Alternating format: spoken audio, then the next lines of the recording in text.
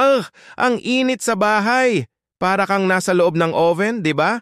Pero teka, bago ka pa mag-install ng aircon na malakas sa kuryente, subukan mo muna tong mga simple at budget-friendly hacks para palamigin ang bahay mo.